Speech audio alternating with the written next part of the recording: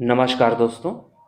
आज के इस वीडियो में हम भारत का संविधान पढ़ेंगे और रेफरेंस के लिए मैंने एम लक्ष्मीकांत की बुक लिया है। इसके अलावा सुभाष कश्यप की बुक और एनसीईआरटी तीनों को मिलाकर हम पढ़ेंगे। और इस वीडियो को देखने के बाद आपको मैं यकीन दिला सकता हूँ कि लक्ष्मीकांत आप पढ़ेंगे तो आपको काफ़ी आसानी होगी, सब कुछ आसानी से समझ में आएगा, क्योंकि मैं इस वीडियो में आपको इसके पीछे का जो स्टोरी है वो भी बताने की कोशिश करूँगा, ताकि आपको और अच्छे समझ में आए। और ये वीडियो दोनों लैंग्वेज में रहेगा, हिंदी और इंग्लिश दोनों में। इंग्लिश में आपका नोट्स है, लेकिन मैं हिंदी में भी एक्सप्लेन करते हुए चलूँगा ताकि जो टर्म्स है वो आपको क्लियर रहे। तो चलिए शुरू करते हैं। हिस्टोरिकल बैकग्राउंड है ना, ये लक्ष्मीकांत का पहला चैप्टर है, तो उसी को ही मैंने एज इट इज नोट्स लिया है। तो देखिए क्या होता है, इतिहास में चले तो 1600 ईस्वी में क्या होता है, ईस्ट इंडिया कंपनी बनाई जाती है और उस टाइम ब्रिटेन की महारानी रहती है एलिजाबेथ प्रथम। कंपनी मतलब होता है ग्रुप ऑफ पीपल, लोगों का समूह, ठीक है। तो उन्होंने बोला कि महारानी जी, हम पूर्व के क्षेत्रों में, पूर्व के देशों में व्यापार करना चाहते हैं, आप मुझे आज्ञा दीजिए। महारानी ने बोली, आज्ञा है, जाइए व्यापार कीजिए। ठीक, तो व्यापार करने उन लोग आ गए। फिर क्या होता है, 1757 में बहुत ही ऐतिहासिक युद्ध, प्लासी का युद्ध हो जाता है। ठीक, अंग्रेज जीत जाते हैं इसमें, क्योंकि ये युद्ध तो रहता नहीं है, षड्यंत्र रहता है। फिर 1764 में बक्सर का युद्ध होता है, इसमें भी कंपनी जीत जाती है। तो धीरे धीरे जो कंपनी व्यापार करने आई थी वो अब राजनीतिक प्रभुत्व की ओर आगे बढ़ रही है।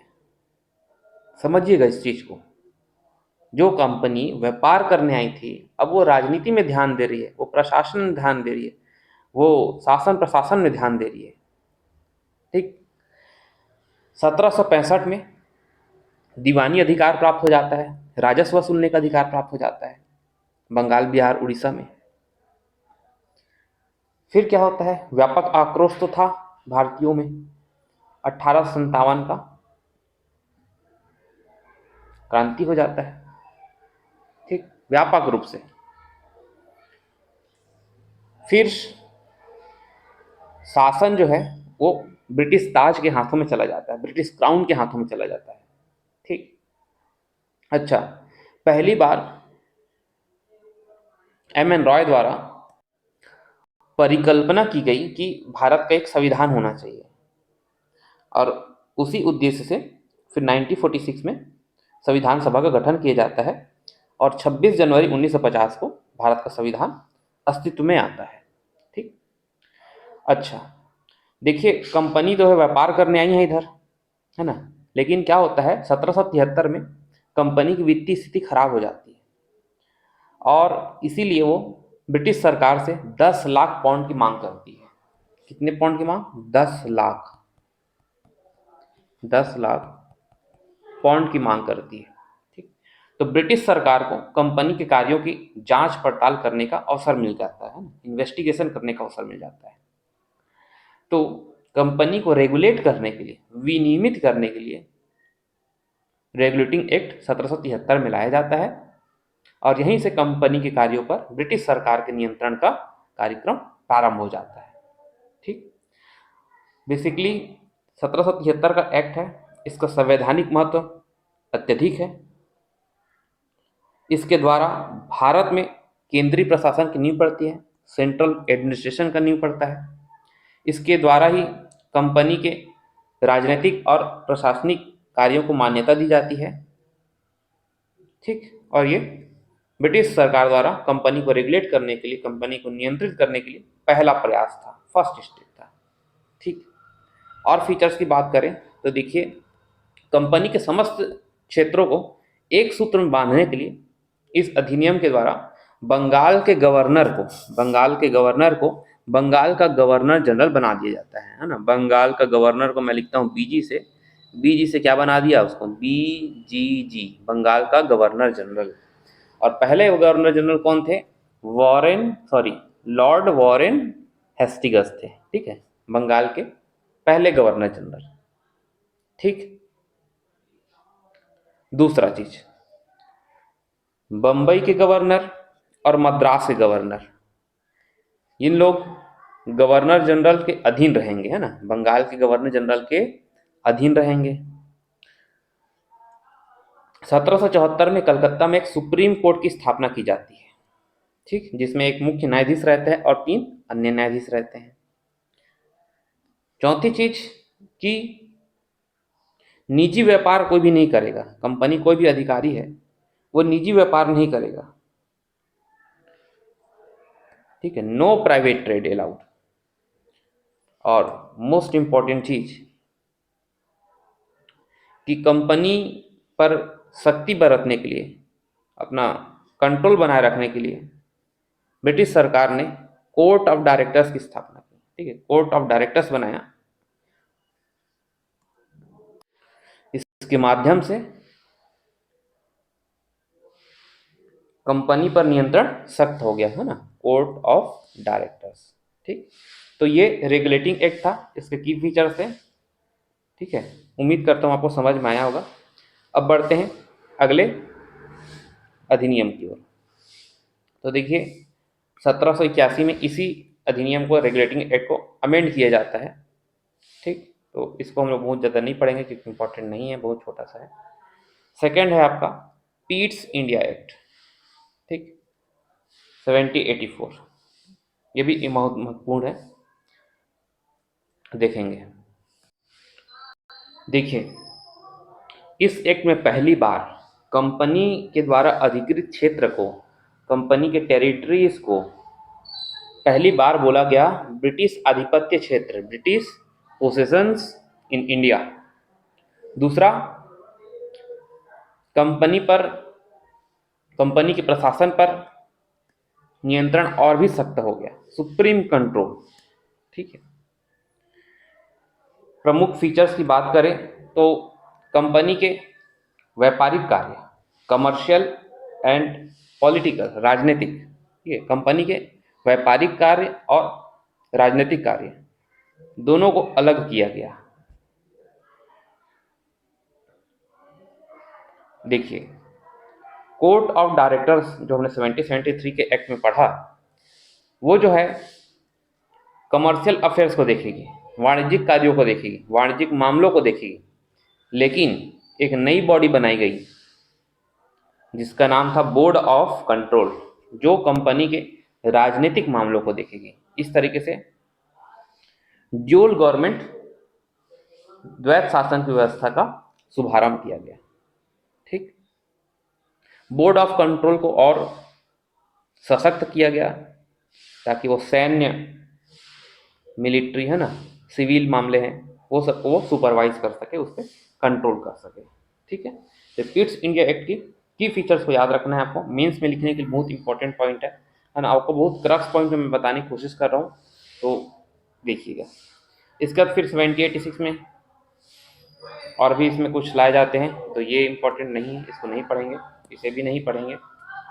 1813 के चार्टर एक्ट में आ जाएंगे, ये काफ़ी महत्वपूर्ण है और एग्जाम में आया भी है प्रीलिम्स में, तो देखेंगे।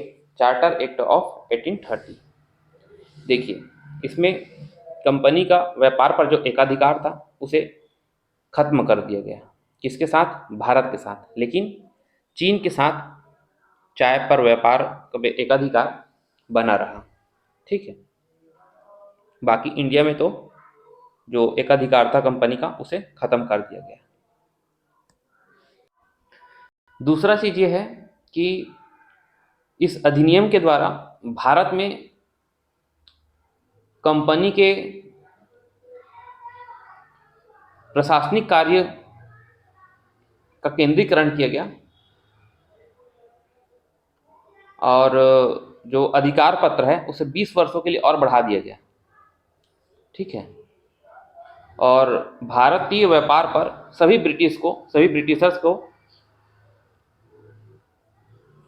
ब्रिटिशर्स के लिए खोल दिया गया। ठीक है, तो इसको याद रखना है। Power to impose taxes with local government and punish for non payment. स्थानीय सरकार पर कर लगाया और अगर पेमेंट नहीं दिया तो फिर उसमें दंड दिया जाएगा। ठीक, तो 1813 का चार्टर एक्ट याद रखना।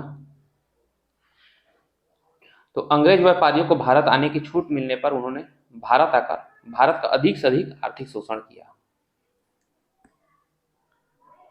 फिर आ जाएगा आपका 1833 का अधिनियम, और ये केंद्रीकरण के लिए बहुत महत्वपूर्ण है। ठीक है, ब्रिटिश भारत के केंद्रीकरण की दिशा में ये बहुत ही निर्णायक कदम था। इसके फीचर्स देखेंगे तो उस टाइम हमने 1773 के एक्ट में क्या देखा कि जो बंगाल का गवर्नर था उसको बंगाल के गवर्नर जनरल बना दिया गया था। बीजी से बना दिया था, क्या, बीजीजी। ठीक, अब क्या होगा, जो बंगाल का गवर्नर जनरल है उसको बना देंगे पूरे भारत का गवर्नर जनरल, यानी कि गवर्नर जनरल ऑफ इंडिया, जीजीआई। किस एक्ट में? 1833 के एक्ट में। ये यूपीएससी में 2023 में प्रीलिम्स में क्वेश्चन आया हुआ था। ठीक है, इसको याद रखिएगा। ठीक, तो बंगाल के गवर्नर जनरल को पूरे भारत का गवर्नर जनरल बना दिया जाता है, और जिसे सभी नागरिक शक्तियां, सभी सैन्य शक्तियां दी गई। ठीक है, तो इस प्रकार इस अधिनियम ने पहली बार ऐसी सरकार का निर्माण किया जिसका ब्रिटिश कब्जे वाले संपूर्ण भारतीय क्षेत्र पर नियंत्रण था, और लॉर्ड विलियम बेंटिक भारत के पहले गवर्नर जनरल थे। ठीक है, लॉर्ड विलियम बेंटिक भारत के पहले गवर्नर जनरल थे। ठीक, दूसरा चीज इन्होंने क्या किया, उस टाइम हमने देखा था 1773 के एक्ट में कि बंगाल के गवर्नर जनरल के अधीन बॉम्बे और मद्रास को अधीन कर दिया गया था जो गवर्नर थे। ठीक, इस अधिनियम में क्या करेंगे, बंबई और मद्रास के गवर्नरों को विधायिका संबंधी शक्ति से वंचित कर दिया जाएगा, लेजिस्लेटिव पावर को छीन लिया जाएगा। ठीक, अच्छा, एक चीज और है, देखेंगे थर्ड पॉइंट में कि ईस्ट इंडिया कंपनी जो एक व्यापारिक कंपनी के रूप में कार्य कर रही थी उसकी सभी गतिविधियों को समाप्त कर दिया जाता है। ठीक है, ended activities of East India Company as a commercial body and became purely administrative body. ठीक है, पूर्ण रूप से प्रशासनिक निकाय बन जाता है कंपनी, इसमें विशुद्ध रूप से प्रशासनिक निकाय बन जाता है। ठीक, अच्छा, introduce open system competition for selection of civil servants. ठीक है, चार्टर एक्ट द्वारा सिविल सेवकों के चयन के लिए खुली प्रतियोगिता का आयोजन शुरू करने का प्रयास किया गया। ठीक है, हालांकि कोर्ट ऑफ डायरेक्टर्स ने इसका विरोध किया, फिर इसे समाप्त कर दिया जाता है, बट ये केंद्रीकरण की दिशा में बहुत ही निर्णायक अधिनियम था।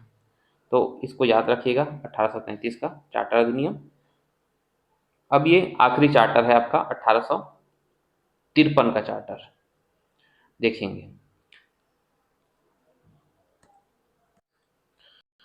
तो इसमें पहली बार गवर्नर जनरल काउंसिल के लेजिस्लेटिव कार्य और एग्जीक्यूटिव कार्य दोनों को अलग किया जाता है। ठीक, इस पॉइंट पे याद रखना।